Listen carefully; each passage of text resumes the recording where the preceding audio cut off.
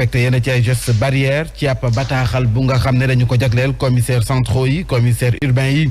spéciaux directeur bu sécurité publique DSP mu ngay sàkku ci askan wi rawatina ci takkadeer yi ñu jël seen i matukaay ngir nag askan wi mën a respecté la nga xam ne mooy tax ñu mucc ci lawteek li nga xam ne moom mooy jàngoro coronavirus bokk na ci yenn ci ay organisation opération ciblée moo xam ci marché yi njënd meex njaay mi bërëbu tàggatkaayu yaram yi maanaam sport yi beex terrain yeex yu ni xeetoo transport beex salle de spectacle yi waaye nag bu ñu koy def nañu xool bu baax nañu koy defee bu nu buntu xataal askan wi nañu ko waxtaanee ñoom rek ngir bañ leen ko forcer su ko defee it coow wala nag ab incident benn see juddu élage ni ko takkadeer yi tàmbalee def mënees nañu jàpp ne kon askan wi daal di respecté li nga xam ne mooy takku masque yi. ci askan wi la ñu bokk. ak lu mën di am askan wi du responsable ci yokk giwu tawat ji yokk politique yi jël ay décision politique yi jël ay dogal ci ñoom dogal yi ñuy jël ak seen mbumbaayal politique ci la wopp ji tase ñoo fi def ay rassemblement ñoo fi importer ay nit dëkk bi fi ñu toll du dëkk booy forcer nit mais dëkk booy def sensibilisation la ak ñaax nit ñi mais pas doole jékki-jékki def benn descente ci marché fekk nit ñi takk ñu masque mais jiitaloon ci wàllu sensibilisation di tax ñu mën a takk ay masque tolluñu ci réew moo xamante ni bi gis nga suñu gouvernement di tax ñu xaw a doy waar lu leen tër ci seen wàllu discours bopp dañu koy virer ci police wala armée loolu baaxul dafay mel ni askan wi aussi dañuy taxawaayu riposte alors benn askan bi la ak seen armée benn askan bi la ak seen police loolu mooy gravité politiciens yi moo tax nañu war a dal am na ñoo xam ne tey ji après tabaski gii nii lu ñu lekk la ñuy wut am na ñoo xamante ni bi tey jii taggatémbe nañu ci village yi problème mu paas moo leen tey ñibbi si démb ci ngoon et lu leer laa lay wax lu ma xam mais kooku bu ne cëpp Dakar tey xëy di lijjanti lu mu nekk nga koy takkloo masque dafa nam ma doxee fi muy jógee ba fi muy liggéeyee boo tasee moom ci yoon bi après forcé ko masque moo tax directeur bu sécurité publique li mu wax loolu moo am sensibilisation mais en même temps yoraale ay masque koo dajeel au lieu ngay weñ loxoom wala nga koy dóor wala jaay tàng xol nga laaj ko ana sa masque bu amul nga jël masque jox ko sax ba ñett ba ñeenti masque mais ñi nekk ci kaw bu ñu gisee paquetu masque yi ñuy tiim ñoom si ay magasin dañuy foog ni masque mënut a nekk lu nit di ñàkk akay parce que gëmuñu ni ñàkk 100 francs am na mais bu ñu demee ba tolluwaat ci état bu ay police wala gendarmerie wala militaire wàcc imposé mais loolu mooy lan loolu mooy lan ci réew moo xam dañuy xeex corona alors que askan ñoo jëkk a xeex corona parce que ñoom ñooy doon victime u corona ok Birane ngir ñu bañ a yegg la nga xam ne foofu la ñu yeggoon maanaam ñi nga xam ne ñoo ngi ci wàllum restauration tourisme événementiel jamono ji ñoo ñëpp dañoo tiit ndax bëri na si ñoo xam ne seen activité ba léegi dafa taxaw nekk ci chômage loolu foofee ngir ñu bañ fay yeggaat ci troisième vague bi ndax méthode bi baaxul it. waaw non yaakaar naa ni directeur sûreté publique li mu nas waxtaane ko ba pare joxe ci ay tegtal ñi nga xam ne ñoom ñooy commissaire ci réew bi yëpp ak ñi nga xam ne ñoom ñooy ay commissaires spéciaux yooyu je pense que c'est la bonne technique mais xam nga sànq Mansour yaa ngi wax ci ñi yore wàlluk masque mais autorités yi yore masque maires yi et cetera communes yi mais nañ jël seen i paquet masque yooyu ñu denc seen i bureau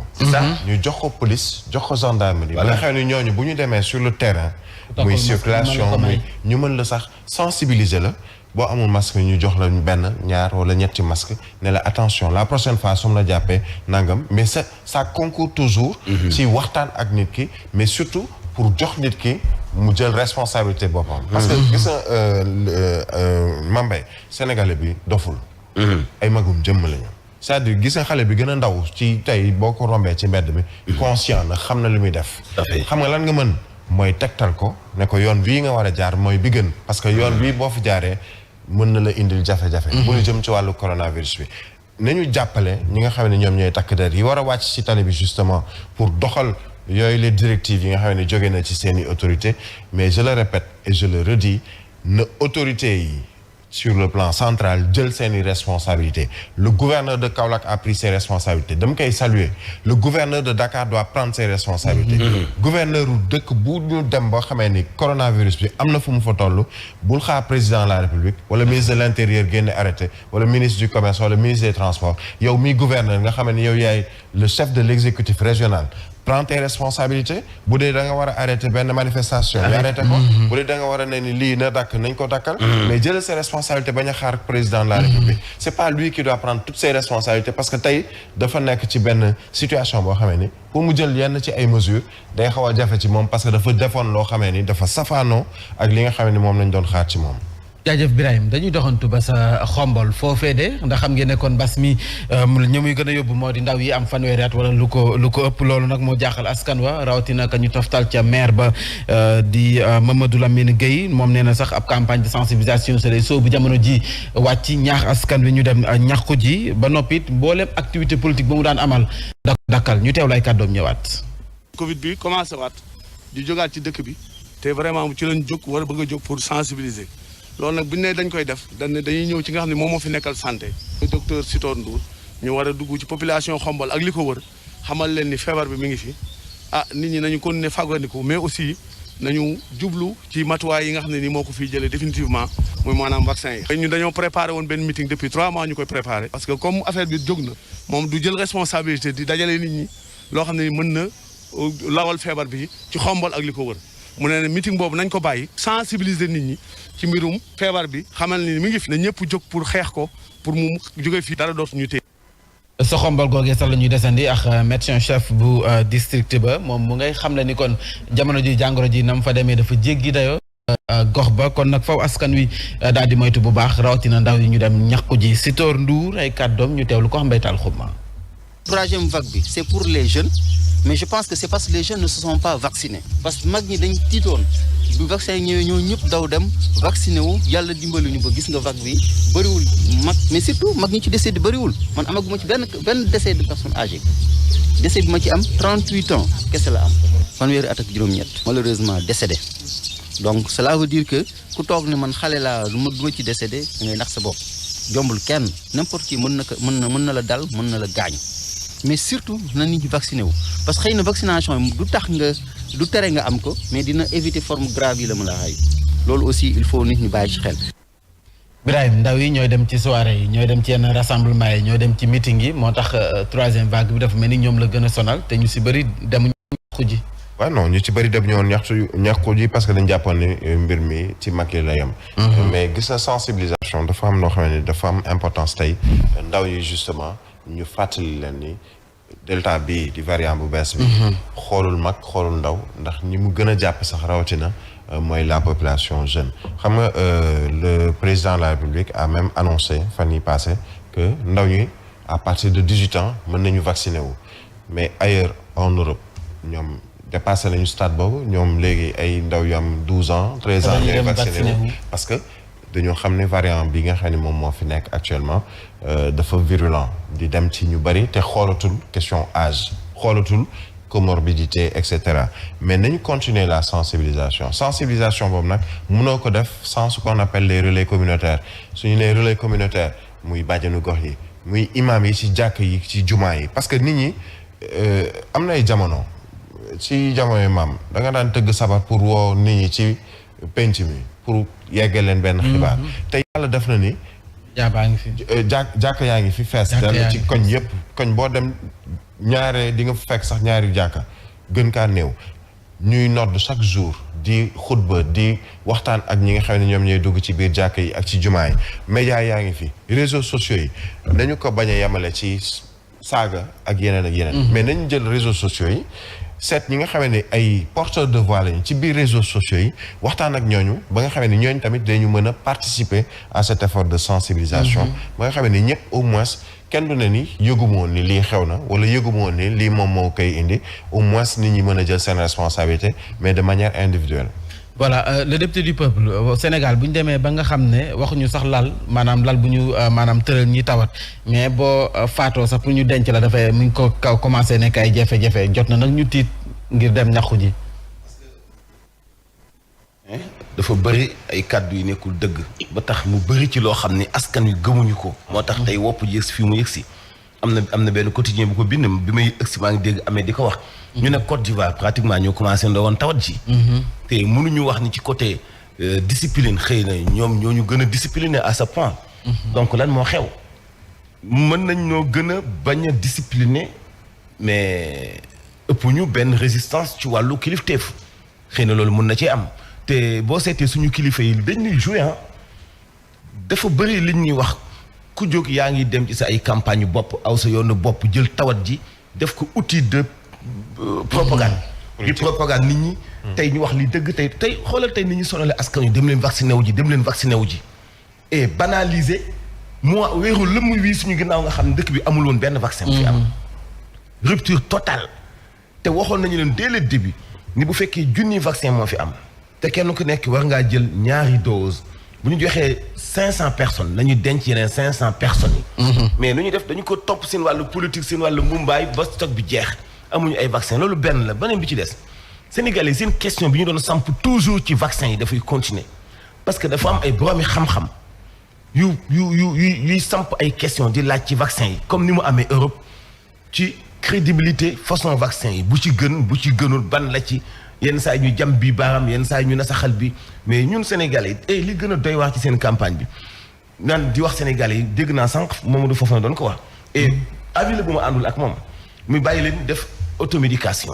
certes duñu wax nit ki demal jëndi garab pharmacie jéem a faj sa bopp certes mais dafa am lu fi nekk itam ñoo xam dañu am xam-xam ci wàllu plante te tey Madagascar wopp ji jeex na fa te ci plante la ñu sukkandiku ñun passé woon nañ ci benn commande mais dañ ko ñemee utiliser pourquoi pression bu OMS suñu kaw alors am nañu fii docteur Samba Ndiaye def na fi benn remède boo xam ne ñi ko utiliser ñëpp kenn weddiwu ko et am ñoo xam ne nañu même bu weesoo loolu ñi ko utiliser pour seen ay doom sax day faj yeneen i feebar si seen ay doom ay bopp yi métti ak ay soj ak nangam xobu wëtteen xobu mbante ak xawam polle mais duñ ko woo waxtaan ak moom dooleel ko ak ñeneen ñu mel ni ki ñoom pour ñu jéem a promouvoir mais toujours li ñu wax amuñu oxygène amuñu ay lal amuñu nangam ñu ngi ci couloir yi mais pourquoi message boobu ak véhicule boobu di véhiculer message boobu nga xam ni en général mam ñi koy def ay boobu xam-xam lañu yoo xam ni nekkuñu Sénégal te c'est important li may wax ni ñaare bu ñuy lancer message boo xam day tiital waa Sénégal yi dëkk ci feebar bi ñiy def message bi du ñu nekk Sénégal. donte ay Sénégalais kan moo gis ci Sénégal suñu couloir yi ay malades yi tëdd partout. am na fi c'est pas vrai. moo tax ma ni foog ñu tey xam ñii ñu jiite ci lan la ñuy jouer seen kàddu yu dëgg yi bari na ay messages yu ñuy véhiculer yoo xam ni dañuy dem seet benn médecin bu nekk à l'étranger wala benn docteur bu nekk ci gox-goxaat yu xaw a sori yi nga xam ni daanaka malade bi laalu leen. ñu jàllale loolu yenn message yi et toujours li ma wax sénégalais yi wopp ñu mu ngi fi certes mais il faut que ñu dëgër pour jàkkaarloo ak moom respecter mesures barrières yi te xam ne c'est pas la fin du monde. voilà li xalif général Kulu Tidiane di wax rek nañu wax dëgg gi nañu joxe la bonne information moom saa su ne da koy faral di wax leneen lu soxal bi la jotaay xibaar sa mbuur lay doon ndax nag liggéey yi nga xam ne Promoville sa la aajowoo looloo sabab ak nawet bi nga xam ne dikk na ba noppi directeur général bu ADM di sàkku ñu baral liggéey ba ci liggéey assainissement bi nga xam ne sumb nañu ko fa ngir bañ nag la fa xewoon daa du fay xewaat Cheikh Issa Sall moom nag di sàkkuwaale si beneen fànn jëm ci ñu lawal li nga xam ne moom mooy réseau électrique bi ca commune bu Mbour ñu ànd si Xaalin Badara Sonko. ci ndorteel nawet bi nga xamante ne moom lañ nekk di directeur général bu ADM moom li muy sàkku mooy liggéey yi nga xamante ne Promoville sumb na ko ci commune bu Mbour na baral ay jéego ngir mu mën a gaaw jeex. ñu bàyyi xel parce que travaux yi amoon na arrêt mais gis nañ ne relancé wu waat na mu ngi kii waat ñi koy def tamit nañ bàyyi xel ne dañ koy def ci biir quartier yoo xam ne c'est déjà habité donc ñu bàyyi xel tuuti assainissement bi ak drainage eaux pluviales yi ba nga xam ne vraiment du lor askan wi ci wàllu inondation. Cheikh Issa Sall toftal ci ne Mbour daal jamono jii dañoo war a yokk li nga xamante ne mooy courant bi ndax dëkk bi day gën di màgg. éclairage bi le président Macky Sall def na ci effort yu bëri ku nekk gis na ne lampadaires yi solaires yi Mbour am na ci loo bu am solo waaye nag Mbour ku nekk xam ne dëkk bu mag la donc ñuy ñaan rek talalaat suñu loxo le président Macky Sall ci deuxième phase bi ñu mën a jox Mbour vraiment loo xam ne dina ko permettre ñu éclairer quartier. ci fàttali ngir ñoŋal yoon yi nga xamante ne ñoo nekk Mbour ak réseau assainissement bi Promoville daan na ci dugal lu toll ci 2 milliards fii ci diwaanu Mbour. ñu àddu jëmale ci askan wa yeewoo sa village bu Julki commune bu Thiel foofee nag boolu jàmbar lu fees del la ñu enu ay jafe-jafe képp la ñuy dund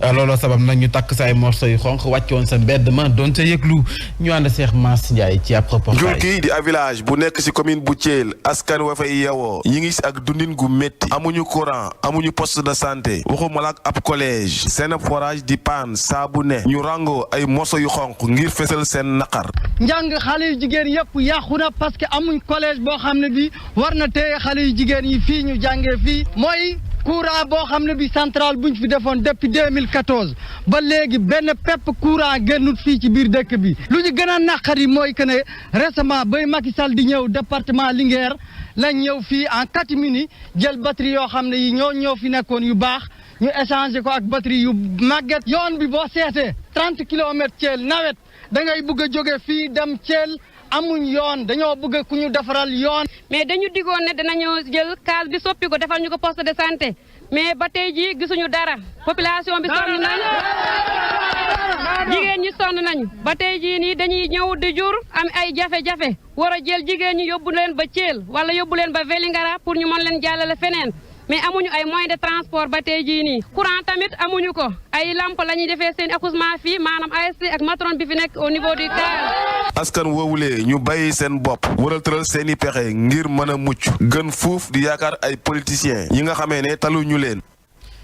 noonee la ñuy bawoo sa julki dikkaat fii ci diwaanu Ndakaaru wutali sa zone A foofee ñàkkum kaaraange la askan wi di dund nee nañu defkati ñaawte fii ñoo fay dicté seen i loi léegi nag dootuñu bàyyi dëkkab doore fayee koy tas ñoom ci boppam ñoo fëskee ne fayul seen bopp jëlal mbir yi seen loxoy bopp ñenn si ñoom jot nañu yëg seen kàddu niki démb si janoo ga ñu wotoon ndax taskatu xibaar yi. dafa doy agression bi le pays en insécurité balaa ñu rey suñu frère ak suñuy sœur ñun la population de la zone on va prendre nos responsabilités agresseur bu fiy ñëwati dañ leen di avertir amul seera xaaral Moussa léegi dama ne jigéen ñi jël seen cours la fa jeex on avertit nag les motos ñu fiy jaar matin soir kuñ ci jàpp Yoff nga jëm on va sécuriser suñu bopp ñun. parce que sooy xool alayaay ba ñu nekk ni lu ko dalee église Sainte-Thérèse qui est très connue et tous les dimanches matin y a des gens qui viennent prier ici. lu yomb la quartier c'est un petit quartier dañu jàppale ay jaasi paaka nelatuñu am na xew jëm fi taxaw léegi loxo baa ngi nii ñu jëlaat ko loxo baa ngi nii gis ni mu ko def te du yoon quoi. mu ngoog sa zone A askan wi nee nañ soo moyul ñoom ñooy fajal mbiri seen bopp ndax fii ñu yegg ni duñ dem ba buñ jàppee benn samba booy dóor ko ba mu des seen loxo. xam nga waa ji li mu wax leer na nee na buñ jàppee nit Yoff la jëm ça veut dire que dootuñu am na yoo xamee ne fa lay mujjee mais attention bi mooy insécurité am na Mambay il y a 2 jours koo xamee ne dañ ko xam lan lañ def jamante ko ay paaka jaasi fa ñu ko defee xamuñu ko jël sànni ko ca falaise yi nekk ca booru corniche xamuñu fan la jógee ñuy def seeni enquête insécurité mu ngi fi décédé na insécurité mu ngi fi te insécurité lan moo ko indi xam nga ñu ngi wax président dégg na leen parce que jeunes yi am ñu xëy gis nañu événement yi fi amoon ci weeru mars et cetera ñuy wut benn programme tuddee ko xëyu ndaw ñi et cetera am na ñoo xamee ni tey ñu ngi ci ay difficulté mënuñu def leneen lu nekk di ay agressé ak di faagaagal doomu aadama gis nañu gendarmerie def ay jéego ci wàllu woowu chaque week-end wala presque chaque jour nga dégg nit ñi nga xam ne jàpp nañ leen ci ay opération coup de poing yu ñuy def police ñu ngi def également la même chose mais aujourd'hui moi je me pose une question et ça j'interpelle directement ki nga xam ne moom mooy Birame Faye mi nga xam ne moom la ñu dégg agence sécurité de proximité dafa am rôle bu ñu amoon ASP yi seen rôle boobu moo nekkoon ci biir gox yeeg goxaan yi nga xam ne fa lañ leen di yóbbu fa la ñu nekk di fa servir ñu mën a signaler yenn ci ay mbir yoo xam ne mu ngi am ci biir gox boobu wax ko waa police wala waa gendarmerie pour que ñooñu mën a jël seen matuwaay gis na bu ñu demee ba askan wi di fayul seen bopp wala di gérer seen bopp seen kaaraange c'est parce que y a quelque chose qui ne fonctionne pas am na fu problème am ndax foo xamee ne dëkk boo xamee ni police ngi fa gendarmerie ngi fa service de sécurité ñu ngi fa bu ñu demee ba askan wi ne ni dañuy jël suñu responsabilité pour protéger suñu bopp ça veut dire que amuñu protection maintenant nag nañu xool nu ñuy def ba jàppale askan wi ci wàll woowu c'est valable ci zone A zone B c'est valable Grand Dakar c'est valable Sacré-Cœur c'est valable pratiquement partout dans Dakar mais il faut nécessairement que ku ci nekk mën a jël ses responsabilités autorités yi muy police muy gendarmerie gën a baral wala yokk li nga xam ni moom mooy seeni élément ñuy def ay ronde fu ñu war a def ay ronde ASP yooyu nga xam ne nag loolu moo nekkoon seen liggéey mën a wax nit ñi wax police wax gendarmerie ni béréb sàngam ne gis nañ fa loo xamee ne buñ ko bàyyee mu continuer lii lay indi ñooñ tamit ñu mën leen a jox jumtuwaay ak surtout ñu mën leen a delloo seen liggéey boobu mu bañ a doon liggéey boo xam ne dañ leen di teg ci ay feu rouge ñuy taxawaayu policier alors que du loolu mooy seen rôle. ñu bëri dañuy laaj fan la ñu mën a amee kaaraange ndax bu weesoo si kër yi ci koñ yi da ngay gis sax nga nekk sa oto dawal ba ci circulation ñu fëgg sa buntu oto tijji ko jël la nga yor demaat fu nit di amee kaaraange est-ce que jotul tamit comme Birame ni mu ko waxee ASP yi ñu jariñoo leen ni ñu leen war a mën a jariñoo le député du peuple. waaw mën nañu jariñoo ASP mais fi mu nekk nii ñàkk kaaraange toll na foo xamante ni bii boo demee ci yenn ci ay. man par exemple am naa chance ci fan julli gi département bu Mbour bari na ay dëkk yoo xam ne sillonné naa leen mais yàlla xam na ne bu dee ci yenn heure yi ngay génn da ngay xam ni gendarmerie ak police ñu ngi def liggéey bu am solo néew na fooy dem ci àll bi te dajewoo ak ñoom néew na dëkk booy dem fekk seen brigade amaat nañu beneen oto de plus ak beneen renfort bu ñëw yokkuwaat ci mboolem brigade wala commissariat man yi ma gis ci département bu Mbour mais ay nit lañ dafa am foo xam bu ñu fa yeggee foofu lañ mën a yem à moins que ñuy rey. mais gis nga Samba Boy dañu xabtalu dañu faalewul police gis nga def lu gis nga ñiy wax ni ku ñu jàpp da ngay dem Yoff day xool bandi yi dañ leen di teggi parce que li ñuy def ñoom ñoo ko tey bandi yi bu ñuy génn dañuy waaj ni gendarme yi di waajee. dañuy waaj ni police yi di waajee dañuy am doole. xam nga tey gendarme bu la jàppee da lay manote bu fekkee da nga doon def lu dëng moom mi doon sàcc agresseur bu ñu ko jàppee dañu koy manote alors agresseur bi bu lay attaqué yow daf lay rey.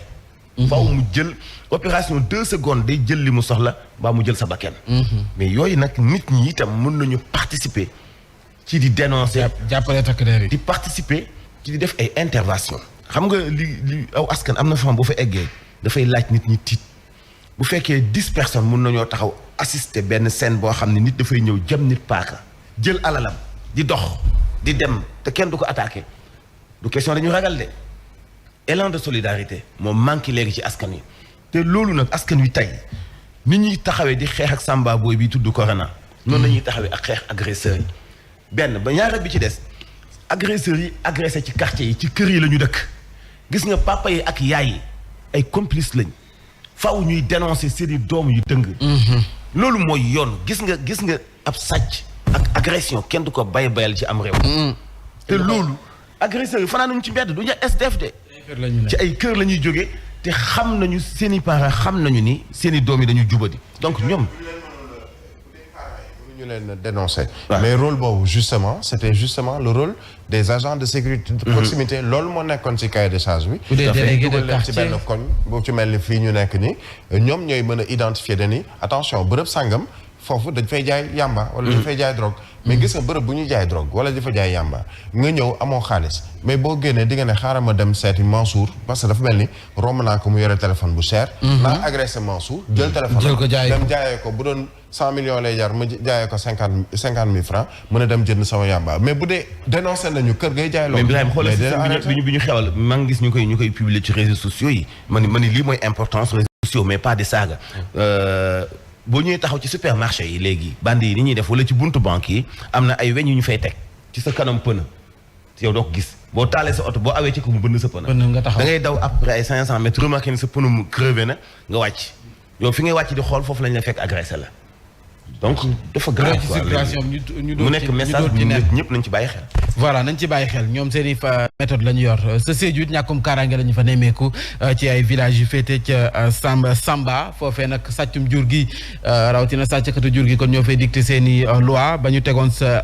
ci ñu nga xam ne ay Samba Boy la ñu loolee ñaar fukki fan ak ñaar la ci weeru juin waaye nag dañu jékki-jékki rek gis ñu bàyyi leen may leen liberté provisoire looloo sabab askan wa joxante woon dig daje sa chef lieu bu commune ba ngir nag ñaaw lu ñu mel ñu teewlu sa ko yor seen kàddu landing fiiku lay wuyoo. fan yi nag ñu jógee ci benn jugement boo xam ne dafa concerné doomu Sansamba commune ak benn éleveur qui se trouve à Talbo maanaam kooku dafa topp nagam yi ba mu ñëw Sansamba fekk benn kër nagam ci biir nekk bi voilà chef de village dem foofu constaté woo gendarmerie bi def constat plainte am mais jugement boobu nag le verdict wax dëgg yàlla dafa indi encore jaaxle ci population Sansamba lu tax parce que bu fekkente ne nit ñëw na mu fekk dara sa kër mu dem plainte la flagrant délit ñu dem ci justice mais justice boobu jugement bi indiwul loo xam ne dina mën a tax ba suba ñoo xam ne dañuy def le vol du bétail ñu découragé loolu dina jàppale waa population de Sansamba loolu tax na que vraiment population Sansamba kontaan nañu ci verdict bi. nee nañu nag faw nag état bi nguur gi jël ay responsabilités am ndax nag vol de bétail dañu ko criminaliser woon loi bi numéro 2014-27 3 novembre 2014 yaakaar nañu ni kon 29 si weer wi bu ñu demee ca layoo gawaat dañam ak ndam ñu teewlu ba tey seen kàddu. verdict bi loi bi am na lu mu ci wax maanaam vol du bétail dañ ko criminaliser gouvernement Sénégal dafa dem ba def benn étude mu ne chaque année Sénégal man en tant que état damay perdre ci vol du bétail 2 à 3 milliards. léegi pour ma bañ a perdre loolu lan lay def damay criminaliser maanaam vol du bétail peine bi dama koy diisal maanaam ku ma ci jàpp rek criminel ngay doon maanaam teg la 5 ans 10 ans amende la donc loolu mën a def mais ñu interpréter surtout le premier des Sénégalais mooy le président de la République Macky Sall ndax moom mooy garantir sécurité citoyen mooy d'abord alalam interpeller son ministre de la justice pour que jugement bi ñu continuer ko parce que am na possibilité mais bu fekkente ne justice boobu boo fa demee du ñu la jox sa dëgg boobaa ku nekk rek da ngay doon sa propre juge règlement de compte lay doon boobaa loolu daal état du Sénégal war na ko xalaat bu baax a baax les juges war nañ ko xalaat bu baax a baax. mu nga ku nekk ak sa problème bu fekkee fii agression bi la ñuy wax mais foofee sa Sansamba moom vol de bétail bi sàccum jur gi mooy seen jàmbat El Hadj. ñu ñimee ko loi boobu ñu dem gëstu ji ba génne ko teg ko ci kaw taabal. njiitu réew mi moo ko annoncé woon te promulgué wu ko. ba léegi dañu ko war a saxal. maam muy man muy kaneen képp ku nekk ci élevage tey métier ma nga nekk moo la tax a biime moo la tax a ndóol parce que am nga ci opportunité yoo xam ne ñi ma woo ko exploité nombre bi nga war a yor pour am ci génn ci. soppi ko benn entreprise mënoo ko parce que sàcc yi dañuy ñëw ak seeni ay ngànnaay ñi nekk ci justice duñu ma weddi man xam naa ay nit yoo xam ne ci justice la ñu nekk ay kilifa yu seeni bergerie mais ay gars yi dañu ko dajji mat na léegi ay attaque wala attaque nangam dañu ko attaqué dajji ko sàcc seeni ay xar ñu mobiliser way takk der yi topp leen mais jàppuñu leen parce que oto yi ñu yor muy gën a baax sa oto gendarme yi donc ñoom xam nañu danger bi nekk ci élevage te bari na ci justice aussi ñoo xam ni ay éleveurs lañ. donc càccum jur googu njiitu réew mi dama ko digge woon Sénégal yi dañ ko war a criminaliser. criminaliser ko. di leen tëj ay fukki at. bu ko defee bu ñu tëjee sàcc yi ëpp fukki at au moins Sénégal mën a am développement tabaski gi mu demee nii dootu ko demee dootuñu jëggaani ay xar di ko xaari Burkina Faso loolu donc mooy suñu problème. mooy solution loolu problème mu Sénégal Burkina Faso dañu ëpp suuf non. Mali bu ñu gënee yaatu suuf itam dàq ñu ñoo def élevage Mauritanie la même chose la moo tax chaque année tabaski ñuy xaar ay xar jóge ci ñoom te ñun ñu am ay races yu ñu amul ñun ñuy def production boo xam ñoom defuñu ko te ñoom xam nañ ñi gënuñu ñoo développé ci wàllu élevage mais càcc gi dong mooy problème bi càcc gi ak industrie yi nga xam ni ñoo fiy defar aliment de bétail di ko jaayee njëg gi mu leen neexee ñuy importer corail Burkina Faso ba Sénégal mu ëpp fuuf saako repas gën a yomb njëg saagu repas. non Sénégal fii dañu am problème. saaku 50 kilos corail ngay importé Burkina Faso. indi ko fii Sénégal mu gën a yomb njëg saaku repas bu 40 kilos bi laa la wax fii bi ñuy defaree fii ci Dakar. nga foog ne loolu sérieux na aussi. jot nañu bàyyi ci xel Birahim dañuy dem xam ngeen ne démb lañu doon jëmmal bëccëg bi ñu jagleel wàllum prévention de noyade loolee démb la woon maire bu Dakar ci boppam Soham Waldini mi ngi woon sa plage bu BCEAO foofee doon fa sensibiliser ndaw yi ngir ñu moytu baax ndoxum ñu moytu baax géej gi ndax lapp yi xala naa bari jamono ji moom nag maire bu Dakar si fàttali mu ngay wéy di continuer recrutement bi formation bi équipement bi waaye it yóbbu ay maîtres nageurs si ñaar fukk ak juróom-benn plage yi nga xam ne ñoo nekk si département bi ñu ànd si ay kàddoom moom Soham Wardini li ñuy tax a ñëw fii mooy sensibiliser nit ñi parce que géej gi nag 26 plages moo fi am te am na fukk ak benn yoo xam ne plage interdite la waaye teewul ville de Dakar teg na fa ay surveillants de baignade yoo xam ne ñi ngi nekk ci booru géej di won nit ñi fan la ñu mën a sangu ak fan la ñu mënta sangu te bu musiba naree am ñoo ngi taxaw ñoom pour sauver xale yooyu balaa ñu lab ci géej ville de Dakar itam am na lu mat 90 maîtres nageurs yoo xam ne jël nañ leen teg leen ci géej yooyu. mu ngoog maire bu Dakar initiative bi mu jël lu am solo la maîtres nageurs yi mu recruter.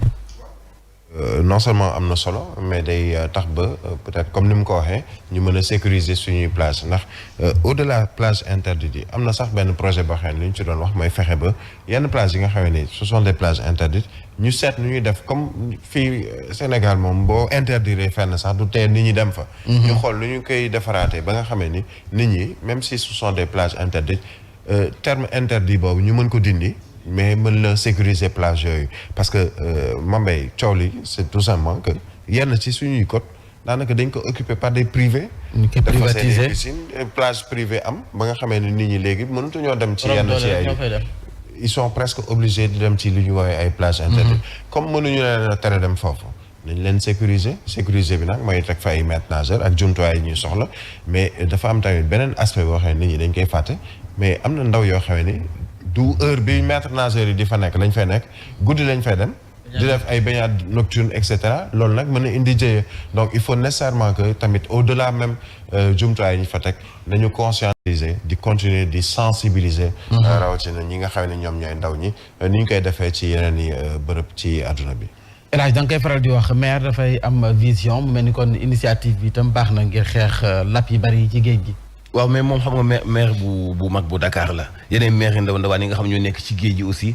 war nañu def effort comme moom bu ko defee moom mu mën leen a jàppale ci initiative bi mu am pour ñu am ay nit yoo xam ne au moins fekkonte woon ne 3 mois xanaa maire yi lu mu dee moom personnellement maire bi war naa mën a recruter ay maîtres nageurs donte woon 10 wala 20 pendant 3 mois au moins loolu bu ko demandé ci ñi ko féete kaw ci côté administratif daañu ko nangul trésor public mën ko tel ko waajalal perception pour ñu mën leen au moins def comme ay volontaires boo xam ni bien déterminé quoi 3 mois 4 mois pour au moins ñu mën a sécuriser xale yi mais maire yi boo xam ni benn vision lu dul impôt juuti rek te xamuñu fu mu jëm xalaatuñu lamp xalaatuñu daaj taabal ma daal si doon na ko kaas ci mbalit yi après lendemain tabaski nee na communes yi dañuy fayeeku ay taxes ci marché yi te ñoom ñi seetal marché yi gis ñu seen bopp ci taxes yi communes yi di fayee ko mais il a raison donc maire yi amuñu benn vision lii modèle la ci ñoom ñu jéem ci roy au moins pour mën a xeex lab gi am ci géej gi parce que ren xale yi dee bari na xale yi dee ci géej gi bari na xale yi dee ci Jakarta yi aussi mu ngi bëgg a ëpp bu Covid bi di rey géej gi di rey Jakarta yi di rey dana doy waar Jakarta yi vraiment yàlla baax na jaajëf kon tàggat yaram dañu koy leb ba ëllëg Birahim Diadji Touré dig la ëllëg su dee soob na borom inchallah waxtu bi boo tolloo day kontaan ndax taxaw bee metti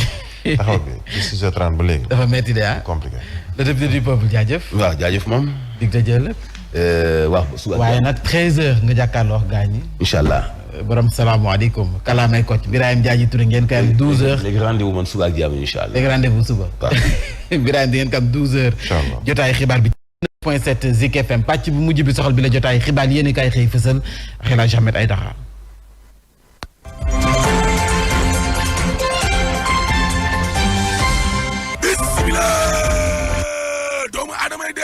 ba day mujj naa bëri bu ñu sukkandikoo ca gouvernement bi lée ubbil tribune yéene kaay ne ñu diggante wàllaate gi lée ak dee waaw dama ne la musiba mbaaba kuma ñii dee kon bari na lool lu tolloog 2 junni ak ñeenti téeméer ak ñeent fukk ak ñetti ci ay kaa ak 2 fukki doomu aadama ak juróom ñoo dee ci ñetti fan inna lillahi wa inna ilayhi rajiun laas ne ñaari fan yi kay fukki doomu aadama ak juróom ñaar ñoo faatu laa la wax sa corona ga waaw Covid jooje ma ngay caxat-caxatee askan wa de docteur Alioune Badara Ly directeur de course ci réew mi quotidien waaw nee na situation bi nga xam ni kon moom la ñuy dund ni lé critique na lool libération yi nekkaa ne Sénégal day 10 811 cas source ané fukki doomu aadama ak juróom ñaar ñoo faatu laa la wax allahu akbar ëpp na ko ci ñaari fan waaw te juróom fukk ak benn ci ay doomu aadama ña nga sowe taas diggante dund ak dee ay man kee su néew ya bari na yéene kaay daaw de càmmine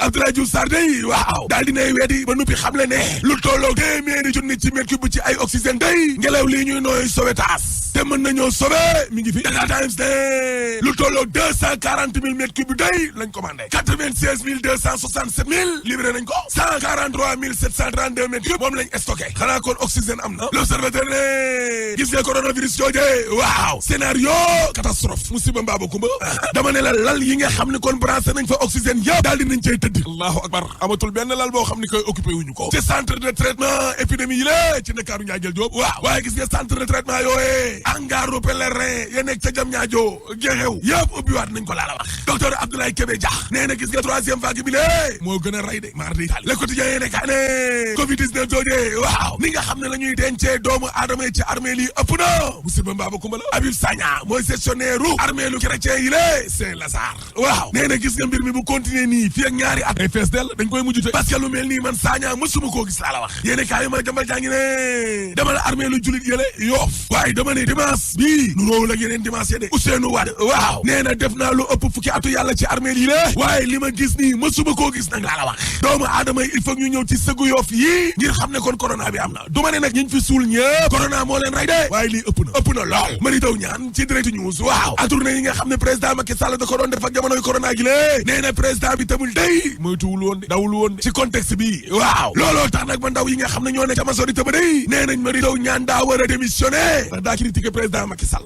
way Samba yéene kaay Pape Diogaye Faye bi ne mais Abdoulaye Diouf Sarr waaw fexe na ba ñu nekkoon ci wetam ñëpp jugee nañ fa ana professeur Moussa Seydi écarté nañ ko docteur Marie Khemesse Ngom Ndiaye taxawee ne na le docteur Bousso dem na ca ONG international ya docteur Ousmane Gueye jëlee nañ ko CNEPS ay écarté yoo xam ne kenn xamul lii lan la teew xeex boo xam ne xaajoo koo gagné yéene kaay gi ne direct news waaw mais dama ne la jamono joo xam ne Sénégal corona gaa ñuy ray mënuñ ci dara waa Côte d'Ivoire day seen ginnaaw bandak dama ne la mars 2020 ba léegi ni lée 452 cas dong la ñu 324 décès yow Sénégal dollu ci junni doomu aadama lu ko ëpp kay ak fukki junni ak lu ko ëpp ci ñu dee critique yéene kaay ne ak troisième vague ba day Sénégal nag daw na ca américain ya Johnson & Johnson ba waaw waaye AstraZeneca ba day sénégalais dañu xaar ba 29 juillet laa la wax waaw docteur Mbaye Thiam Rufisque nee na kaay daa multiplié wu par 15 allahu akbar la ilaha illallah Chérif Mahfouz Aïdara ci tribune yéene kaay waaw nee na autorité yi ci boppam nañ jël seeni responsabilité Aïdara Chérif Karara yamu ca parce que soto yonent bi nee na gouvernement bi ci boppam ñoo warul bàyyi askan wi ak seen bopp laa la wax nañ jël seeni responsabilité yow ca jamono joo xam ne ne corona gaa ngay ray nit ñi waaw suñu kilifa yi day ña ngay caxa-caxatee suñu constitution ba de lii quotidien ne débat bi nga xam ne jaar na yoon jaarul yoon dogal bi conseil constitutionnel jël waaw Ismaïla Madior Fall day nee na opposition bee nekkul ci dëgg way Samba yaa jum wala maa jum Ismaïla Madior Fall ci la quotidien yéene kaay waaw nee na mais lii nekk fi lu bees conseil constitutionnel jël na dogal tekee Bambey fekkewu ko direct news de Ismaïla Madior Fall day la ko ay noonam doon woowe tailleur constitutionnel nangu na ko parce que Madior Fall nee na dëgg la tailleur constitutionnel la waa d'accord na mais de haute couture way Samba du tailleur bu ndaw Madior duy daba daaxee wala ñëw ay kilo déedéet Abdoul Mbaye waaw nee na gis nga Madior Fall mi le li mu bëgg dana ko ami de maanaam jiite conseil constitutionnel bi le